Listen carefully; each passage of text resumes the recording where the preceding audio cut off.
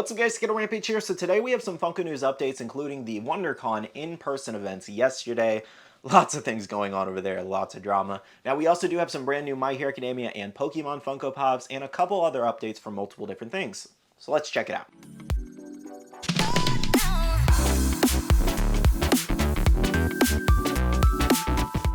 Hey everyone, welcome back to another video. I hope you're having a great day. So today we have a lot of different stuff to go over, a lot of drama happening at WonderCon. We have lots of news updates as well as in this video, so make sure to stay tuned. Now very quickly, we have our question of the day, and I'm going to make it a little harder today. Name a Funko Pop in your collection, if you can, that has some kind of arrow incorporated into it, and I'm going to go with Bone Kichi here. So this can include an arrow in the head, a bow and arrow, some kind of arrow. Okay, so first things first, let's get this WonderCon nonsense out of the way. So as you guys do know, the online drop yesterday, it was miserable. It was not great at all. Very, very botched. And if you guys want to see more about that or hear more about that, check out yesterday's video. Now today I do want to talk about the in-person event and all the events, no pun intended, that happened there yesterday. Now first up, we did have a lot of sticker complications at this event. Not really a surprise here. This happened at SDCC 2022, NYCC 2022, as well as Winter Convention for 2022. And as you can see on these screenshots going around, the Trafalgar Law exclusive was going around with shared stickers, as well as the Gelatinous Cube and a few other exclusives going around with shared stickers. Now something worth mentioning here is the fact that the Gelatinous Cube, the glow-in-the-dark version, was a show-only exclusive, meaning you had to physically go to WonderCon to be able to purchase this. How does it have a shared sticker on it? How is that even possible? And if you don't know this, typically when you go to a Comic-Con, they're supposed to have all the official sticker, not the shared sticker. That's supposed to be saved for shared retailers and Funko.com. Now, so far to my knowledge, I don't know if they were doing any sticker swaps at the booth this time around to try to fix this situation. Maybe they will overnight. We'll see what happens in the next day. But yeah, a lot of people were pretty upset about the sticker situation. And in my opinion, I think it's justified to be upset about this because they basically advertised the fact that they would have the official sticker there. That's why a lot of people went, so you could get something limited that not everybody can have. And then you managed to bring a lot of the pops with shared stickers. I just don't know how this keeps happening. Now, another big issue that was happening was that there were a lot of screenshots going around and videos going around that a lot of you guys sent to me, so thank you so much to everybody who sent it, was the fact that people were buying multiple of exclusives when it clearly stated that it was one per person. But a little bit of miscommunication going around on this one. Now, while early in the day it did start out as one per person, I believe, later on, after the standby line, I believe they opened it up to 4 per person, just so they are able to sell the allotted amount of stock for that specific day, so they weren't holding on to it. Basically, Funko wants to make money, and they don't want to be stuck with this stock. That's pretty much what it is. So, where you're seeing people walk out with multiples of these exclusives, and I do believe people also had like groups of 4 or 5, so that's why you're seeing people carrying out like 20 different Funko Pops of the same thing. Now, I'm not saying it's right or wrong that Funko decided to do it this way, but this also happened at multiple other cons. I believe it happened at SDCC. It definitely happened at NYCC because I saw people walking out with multiple bags because Funko just wanted to get rid of the stock. Now you're probably wondering, if Funko wants to meet a certain sales quota, a certain number to be sold for the day, and wants to get rid of the stock, why wouldn't they just let everybody buy as many as they want to begin with?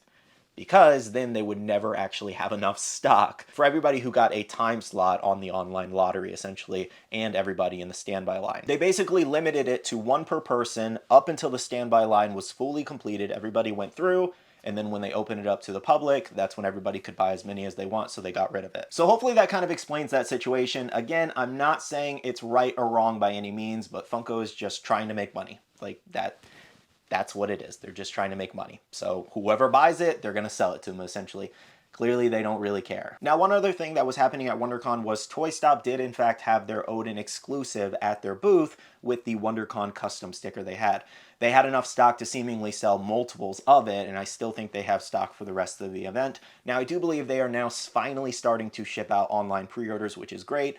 Honestly, they made themselves look really bad with doing this stunt of selling the stock they did have with official stickers at the event before sending out pre-orders. Even if you're just now sending out pre-orders this weekend, you still made yourself look bad to a lot of people by selling stock at the event before shipping out those. Now over at Animetasia, they did actually put up about 600 to 700 over on their website. It did sell out pretty quickly, but I do have a really good feeling that if Toy Stop doesn't sell through all their stock through this weekend at Wondercon, then they're most likely going to put the remaining stock up on their website, so make sure to look out for that. Now I do believe that pretty much sums up the events over at Wondercon. If I missed something, drop a comment down below. If you ended up going to the event, were you able to get what you wanted? Was a little bit of a fiasco? Let me know your experience for Wondercon yesterday. Okay, so now all that drama aside, let's jump into the real news. First up, let's jump into a couple new things announced. So we do have a brand new 25-year anniversary exclusive, and this is the Joker. So if you don't know what this line is, basically they are taking things that are vaulted and older molds and reproducing them on these year one exclusive base stands. Now they do come with pins, collectible coins, and little cards, and I do believe these retail for around like $30-ish. This will be the next Funko Shop exclusive drop, so if you're interested in this one, make sure to stay tuned. Now today, Funko did re-announce and debut at WonderCon their Funko Fun on the Run tour. Now previously in an article last year, it did state that we would have 25 destinations, but it does look like we only have 11 destinations. And listed there throughout July are your 11 locations that they will be attending.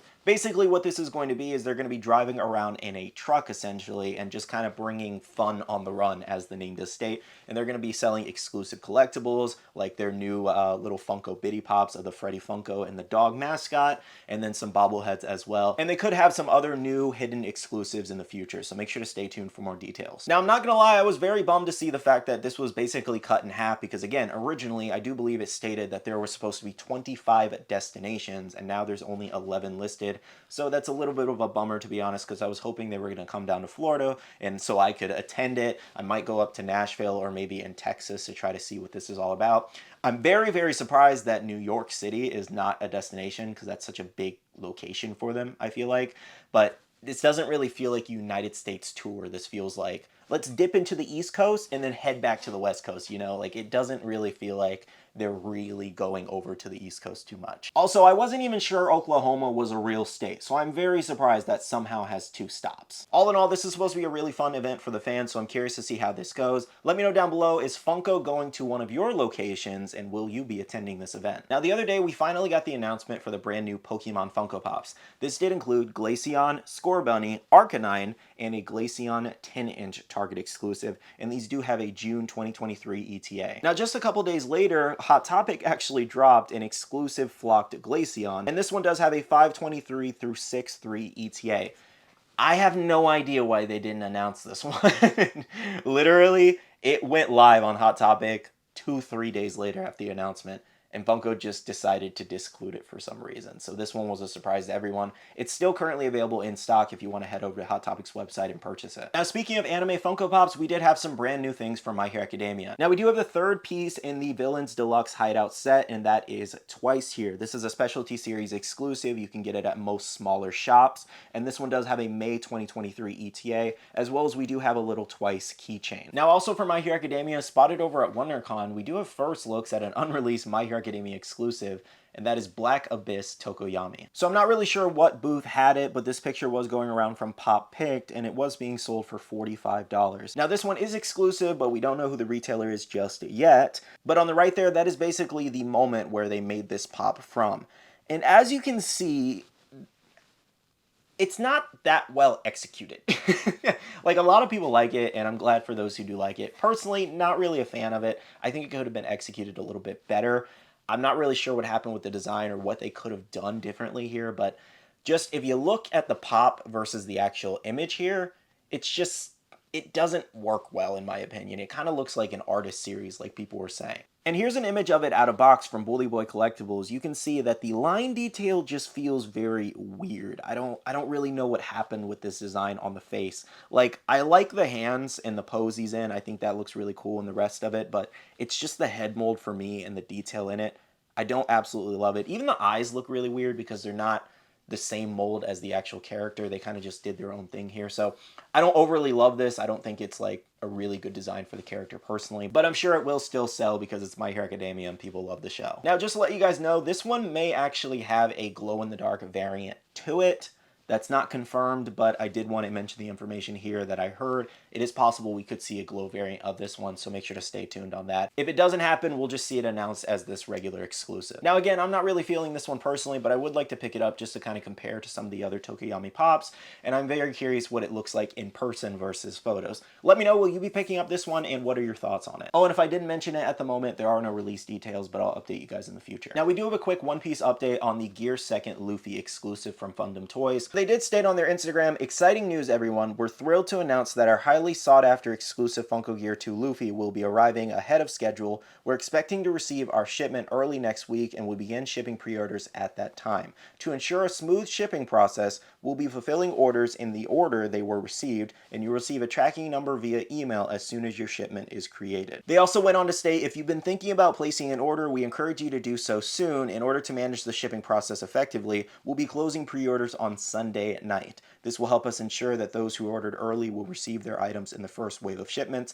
I think that's really good on them to ship out the first wave and not just ship out any new orders that do actually come to them. So basically, if you want this one, you can order it right before Sunday when they close out the pre-orders, or you can wait until it's in stock on their website. Just know when they close out pre-orders, that just means that they are trying to ship out all the orders they currently have before they tack on a bunch more. So don't worry, it will still be available. Now a quick Disney and Demon Slayer update. Over at Barnes & Noble, they finally dropped two of their exclusives some people have been after, and that is the Cinderella Diamond Collection, part of the Disney 100 set, and Kanao there, the glow-in-the-dark exclusive of the common. Now these ones are also hitting stores, so check your local Barnes & Noble right now. Now I do know Kanao is currently sold out, Cinderella is in stock, but don't worry, Kanao should definitely be back if you're after this one. And again, make sure to be checking your local stores. For Funko Soda fans, we do have two brand new sodas. This does include Darth Maul with a holographic glow-in-the-dark chase. I think it's glow-in-the-dark at least. I don't think it's stated anywhere that was glow-in-the-dark, but I feel like this is a missed opportunity if it isn't. Now that one's limited to 20,000 pieces, and we also do have a Raya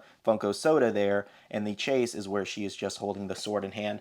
Honestly, I feel like the Raya one is a complete miss because they should have released that a long time ago, like a long time ago when the movie was like popular. I don't feel like the movie's popular enough, and this one's just going to sit for a long time.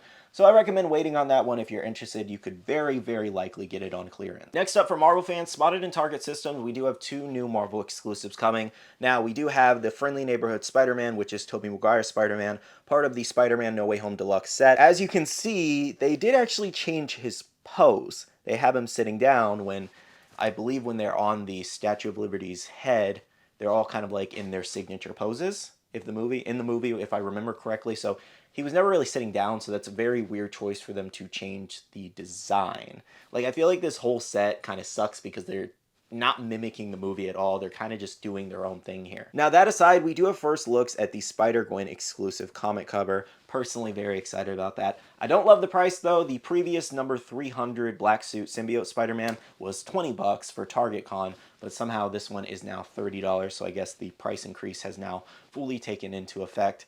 So a little bit of bummer on that one, but I love Spider-Gwen, so I'll be picking this one up for the collection. Now, the last thing I have to share with you guys today is that we do have first looks at a new Freddy Funko exclusive limited to 4,500 pieces. Sharing from Nerdy Dad, we do have a look at the really cool exclusive Freddy Funko as Peter Pan. I really like that they gave him eyebrows and kind of like a menacing stare, kind of like in an attacking pose as well. I think it gives the pop a lot of character here. So on the sticker, it does state Arena Freddy, 4,500 pieces. Now, if I remember correctly, Mike Becker and Brian Mariotti should be having a panel at Wondercon, and it is very possible that this may be a giveaway at the event. I saw some people commenting that he's been teasing a lot of giveaways, and I do believe it's called like WonderCon Arena or something like that at the event. So again, it is possible that this could be some kind of exclusive giveaway, so make sure to stay tuned. Well, guys, that's all the news for today. Thank you so much for watching. If you guys did enjoy, smash that like button down below, and if you guys have any other questions about anything we did discuss, make sure to drop that comment down below. I do want to go ahead and end off the video by saying a big shout out to all the wonderful Patreon supporters of the channel. You guys absolutely rock for supporting myself and the channel.